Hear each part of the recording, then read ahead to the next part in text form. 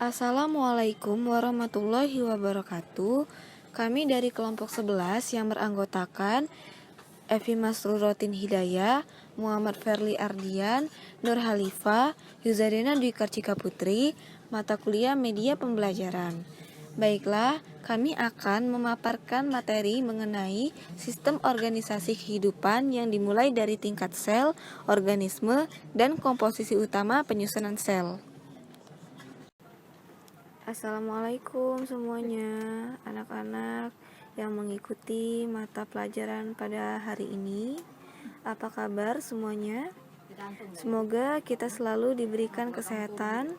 Baiklah, hari ini kita akan mempelajari materi tentang sistem organisasi kehidupan yang dimulai dari tingkat sel, organisme, dan komposisi utama penyusunan sel. Silahkan disimak gambar dan penjelasan yang akan Ibu sampaikan. Jika ada yang kurang atau yang kurang paham, silakan ditanyakan setelah Ibu memaparkan materinya. Baiklah, pada pembahasan awal ini terdapat dua jenis sel, diantaranya sel hewan dan sel tumbuhan. Masing-masing sel ini disusun atas komponen-komponen yang menyusun masing-masing sel tersebut. Dapat kita lihat di sini terdapat membran plasma yang strukturnya itu seperti lembaran tipis, tersusun dari molekul lipid, protein, dan sedikit karbohidrat yang membentuk suatu lapisan dengan sifat dinamis dan asimetris. Selanjutnya ada inti sel yang kita kenal sebagai nukleus. Nukleus ini merupakan organel terbesar di dalam sel dengan diameter sekitar 10 mikrometer. Pada nukleus ini terdapat matriks yang diantaranya selaput nukleus, kromatin, dan nukleolus. Selanjutnya ada sitoplasma. Sitoplasma ini adalah bagian sel yang terdapat di dalam selaput plasma dan di luar nukleoplasma. Selanjutnya ada dinding sel. Dinding sel ini hanya dimiliki oleh sel tumbuhan saja.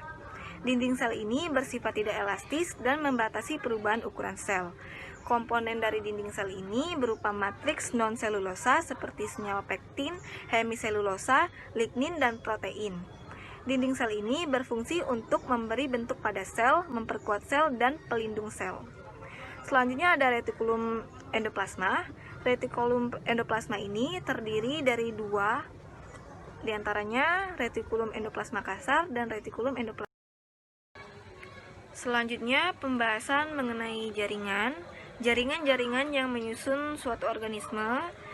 Di sini terdapat jaringan yang menyusun tubuh manusia, diantaranya jaringan ikat, jaringan tulang rawan, jaringan adiposa, jaringan otot yang terdiri atas otot polos, otot lurik atau otot rangka, dan otot jantung, jaringan epitel, jaringan saraf, jaringan tulang, dan darah. Selanjutnya pembahasan mengenai organ-organ yang ada pada manusia, dimulai dari bagian atas hingga ke bawah. Diantaranya terdapat otak, telinga, paru-paru, trakea, bronkus, diafragma, hati, jantung, pankreas, usus besar, usus halus, usus buntu, rektum, limpa, lambung, ginjal, ureter, dan organ-organ lainnya. Sistem organ pada tubuh manusia diantaranya terdapat sistem pernapasan dan sistem pencernaan. Pada sistem pernapasan terdapat dua proses, diantaranya inspirasi dan ekspirasi. Pada proses inspirasi itu udara masuk ke dalam tubuh, kemudian otot-otot antar rusuk melakukan kontraksi.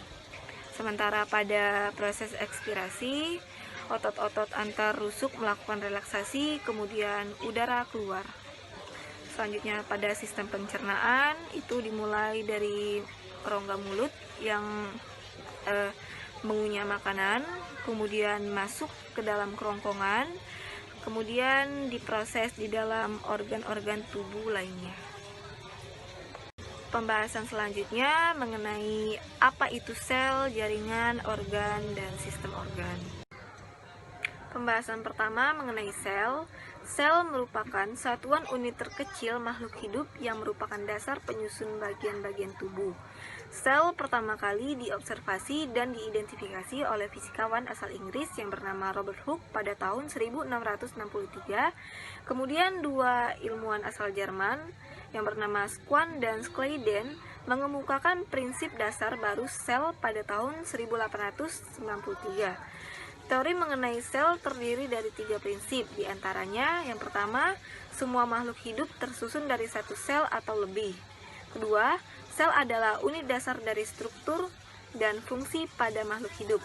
Yang ketiga, sel-sel lainnya berasal dari proses pengadaan atau replikasi sel yang telah ada sebelumnya. Sel dibedakan menjadi 2 tipe, diantaranya eukariot dan prokariot. Tipe sel eukariot merupakan sel yang memiliki inti sel atau nukleus, sementara yang tipe prokariot itu dikenal sebagai sel yang tidak memiliki nukleus. Berikut ini beberapa karakteristik dari sel eukariot, diantaranya ukuran sel berkisar antara 10 sampai 100 mikron, struktur sel yang kompleks dan multiseluler, reproduksi secara mitosis maupun meiosis, dapat bersifat autotrof ataupun heterotrof. Pembahasan selanjutnya mengenai jaringan. Jaringan atau tissue dalam bahasa Inggris merupakan kumpulan sel-sel dengan fungsi dan struktur yang sama. Suatu jaringan disatukan oleh matriks ekstraseluler lengket yang melapisi sel-sel itu atau menenun mereka bersama-sama menjadi suatu anyaman serat. Ada 4 jenis jaringan dasar yang ditemukan dalam tubuh hewan, diantaranya jaringan epitelium, jaringan ikat, jaringan otot, dan jaringan saraf. Jaringan epitel tersusun dari sel-sel pipi yang melapisi berbagai rongga pada tubuh dan membentuk kulit yang membungkus tubuh. Fungsi dari jaringan ini yaitu untuk mengabsorpsi atau menyerap zat, misalnya epitelium di usus. Jaringan ikat atau konektif dibedakan menjadi beberapa bagian, yaitu jaringan ikat penunjang yang berfungsi untuk memberikan perlindungan pada organ tubuh yang lemah, jaringan ikat penghubung untuk menghubungkan bagian-bagian tubuh, jaringan ikat berserat sebagai bantalan bagi organ tubuh dan tempat melintas pembuluh darah dan saraf, dan jaringan hematopoietik sebagai sumber segala sel dalam darah. Selanjutnya ada jaringan otot yang dibedakan menjadi beberapa bagian, diantaranya otot rangka untuk menggerakkan anggota tubuh, otot halus yang berfungsi atau yang terdapat pada organ berongga, dan otot jantung yang terdapat di jantung. Selanjutnya jaringan saraf yang memiliki fungsi sebagai penghantar dan terdiri dari sel-sel saraf atau neuron yang berfungsi untuk menghantarkan dan mengolah impuls. Pembahasan selanjutnya mengenai organ. Organ adalah sekumpulan jaringan yang memiliki fungsi dan struktur yang sama. Organ menjalankan fungsinya dengan didukung oleh organ lainnya sehingga membentuk sistem organ. Semakin besar tingkatannya, maka organ-organ akan semakin lengkap. Organ utama yang dimiliki oleh tumbuhan adalah akar, batang, dan daun. Organ lainnya seperti bunga dan buah itu merupakan modifikasi dari salah satu organ utama. Organ yang ada pada manusia lebih lengkap dibandingkan dengan organ yang ada pada hewan ataupun tumbuhan. Setiap organ tentunya memiliki fungsi masing-masing secara khusus. Misalnya mata digunakan untuk melihat, lambung untuk mencerna makanan, dan hidung untuk mencium bau. Selanjutnya, sistem organ yang merupakan gabungan dari beberapa organ yang saling bekerja sama satu sama lain. Sistem-sistem dalam organ saling bekerja sama untuk membentuk sebuah proses kehidupan dalam organisme. Beberapa sistem organ yang ada pada tumbuhan antara lain sistem pengangkut, sistem pelindung, sistem penyokong, dan sistem-sistem lain sebagainya.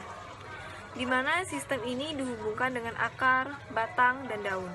Sedangkan sistem organ yang ada pada hewan dan manusia adalah sistem pencernaan, sistem pernapasan, sistem peredaran darah, sistem pengeluaran, dan juga sistem hormon. Baiklah, sekian pembelajaran pada hari ini.